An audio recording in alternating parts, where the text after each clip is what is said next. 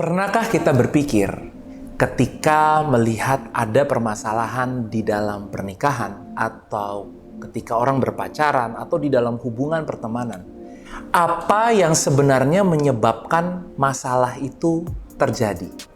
Hari ini kita akan membahasnya bersama dengan saya di dalam Redefine Grace. Penyebab masalah terbesar di dalam setiap hubungan ternyata adalah komunikasi.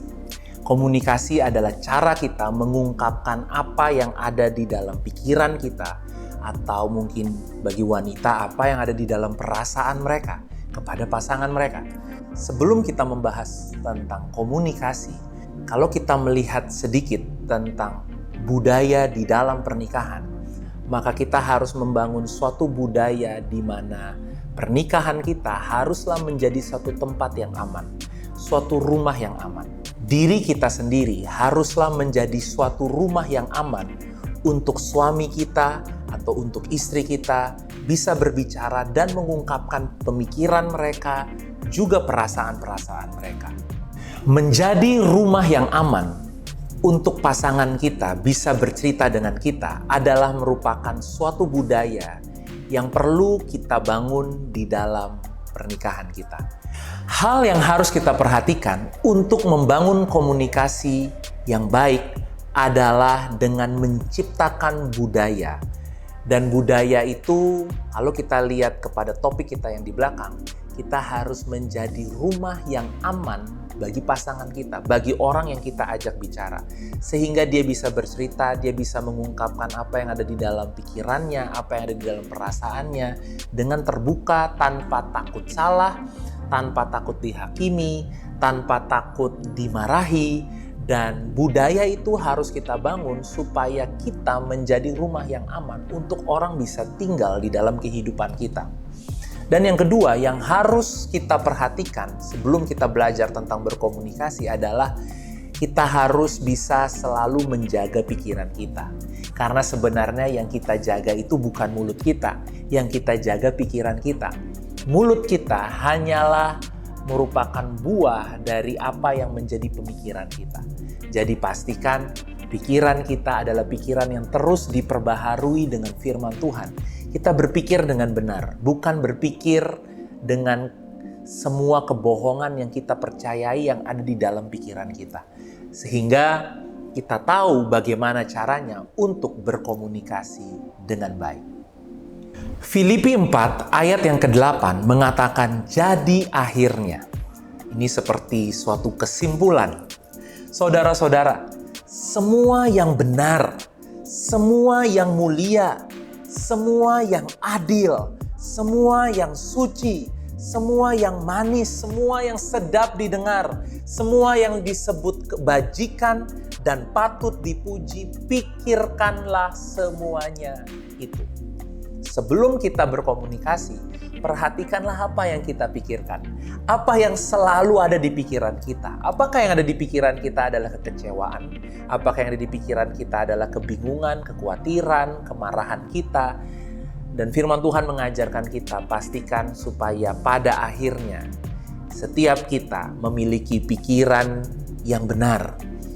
Memikirkan yang mulia, yang adil, yang suci, yang manis, semua yang sedap didengar, semua yang baik, semua yang menjadi puji-pujian, patut dipuji, pikirkanlah semuanya itu.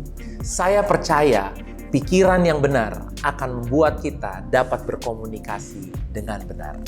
Ada 4 hal yang saya ingin supaya kita bisa renungkan bersama-sama hari ini tentang berkomunikasi.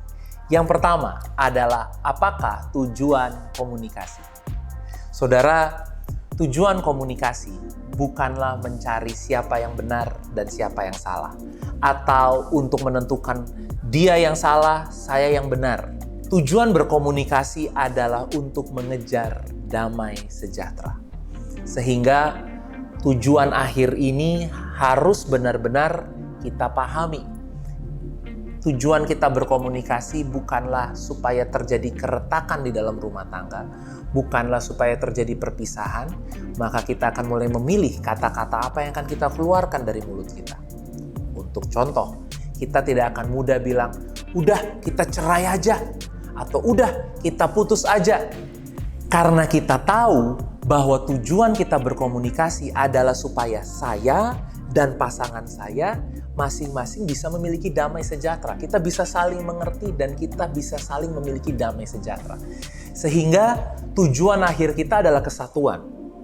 Tujuan akhir kita adalah keadaan yang semakin baik. Bukan perpecahan, bukan kehancuran. Ketika kita tahu itu adalah tujuan akhir kita adalah untuk mengejar damai sejahtera, maka tujuan komunikasi kita bukan hanya sekedar mencari benar dan salah. Mencari benar dan salah tidak akan pernah ada habisnya. Tujuan komunikasi kita bukanlah menghancurkan hubungan, tetapi membangun hubungan. Bukanlah merenggangkan hubungan, tapi merekatkan hubungan. Dan yang kedua, tujuan dari komunikasi kita adalah supaya terjadi kesepakatan. Mungkin kita tidak sama, tetapi yang terpenting adalah ada kesepakatan. Mungkin suami pengennya makan gado-gado, sementara istri pengennya makan nasi padang. Dan kan itu tidak sama. Tetapi ketika kita berkomunikasi, kita mencari kesepakatan. Oke, hari ini kita makan nasi padang, besok kita makan gado-gado ya. Itulah tujuan kita berkomunikasi. Yang kedua adalah apa yang kita komunikasikan. Yang menjadi isi dari komunikasi kita bisa merupakan tentang masa depan, bisa tentang rumah, kita mau tinggal di mana setelah menikah, ya, bagaimana plan kita tentang tempat tinggal, bisa tentang pekerjaan, bisa tentang pembagian tugas untuk pekerjaan rumah, bisa tentang karir, mimpi, bisa tentang anak-anak kita. Dan semua itu perlu untuk kita komunikasikan. Kenapa? Karena pasangan kita tidak bisa menebak apa yang ada di dalam pikiran kita. Sehingga setiap hal yang terlihat seperti kecil, lebih baik itu dikomunikasikan. Misalnya, istri menginginkan supaya taruh sepatu di sini. Lebih baik itu dikomunikasikan supaya suami tahu dan suami bisa mengerti itu. Atau suami menginginkan supaya saya mau melakukan sesuatu hal di dalam pekerjaan saya dan tujuan saya adalah untuk membangun bisnis saya, itu harus dijelaskan. Jangan hanya sekedar kita berpikir bahwa pasangan kita harusnya tahulah, dia udah tahulah, dia bisa tebaklah perasaan kita. Itulah guna dari komunikasi, untuk kita bisa menceritakan apa yang menjadi pemikiran kita, apa yang kita rasakan. Hal lain yang kita bisa komunikasikan adalah tentang penyelesaian masalah. Jangan sampai kata-kata kita, komunikasi kita hanyalah merupakan luapan-luapan emosi kita. Sehingga yang keluar hanyalah kemarahan, yang keluar hanyalah perkataan yang tidak baik, tetapi pastikan kita tahu masalahnya di mana dan kita mulai mengkomunikasikan, berbicara. So, penyelesaian masalah adalah hal yang penting untuk kita komunikasikan. Ketika kita memiliki masalah, jangan cuma didiemin aja dan kita berpikir ya udah nanti bakalan selesai lah gitu. Nanti pasangan saya bakalan baik dengan sendirinya. Saudara, kadang-kadang kita harus komunikasikan apa masalahnya dan bagaimana cara kita untuk menyelesaikan masalah itu. Dan hal lain juga yang perlu kita perhatikan untuk kita komunikasikan adalah komplimen, siraman buat pasangan kita. Seperti tumbuhan. Jika tumbuhan itu terus disiram, maka tumbuhan itu akan bertumbuh dengan baik dan bunganya akan merekah. Kalau kita mungkin sering melihat dan mungkin berpikir gitu, kenapa sih kok pasangan saya layu banget? Kenapa sih kok pasangan saya kusem banget? Saudara, masalahnya bukan pada pasangan kita. Masalahnya seringkali pada diri kita sendiri. Jangan-jangan kita tidak pernah menyiram pasangan kita dengan perkataan yang baik. Jangan-jangan kita jarang memberikan mereka pujian, jarang memberikan mereka apresiasi dengan apa yang sudah mereka lakukan. Saudara, mulailah belajar untuk memuji. Belajar tentang komunikasi adalah juga belajar untuk bagaimana kita bisa mengkomunikasikan kesalahan. Baik kesalahan diri kita maupun kesalahan pasangan kita. Tapi tujuannya bukan untuk menghakimi atau tujuannya untuk menyalahkan. Tujuan dari kita berbicara tentang kesalahan kita adalah supaya kesalahan itu bisa diperbaiki. Dan itu harus didasarkan dengan kasih. Sesuatu yang berasal dari kasih pasti buahnya baik dan pasti buahnya dapat dinikmati oleh pasangan kita. Hal yang ketiga yang kita bisa perhatikan adalah kapan waktu yang terbaik untuk mengkomunikasikannya. Yang pertama, kita harus mengkomunikasikannya ketika keadaan itu ada di dalam damai sejahtera. Pikiran kita, hati kita damai, tenang. Jangan ketika kita emosi. Jangan ketika kita lagi marah. Ketika kita emosi, lebih baik untuk kita terdiam sejenak, menenangkan hati kita. Dan setelah itu baru kita komunikasikan di dalam damai sejahtera. Yang kedua, kapan kita mengkomunikasikannya adalah tidak di depan banyak orang. Pastikan kita mengkomunikasikannya berdua dengan pasangan kita.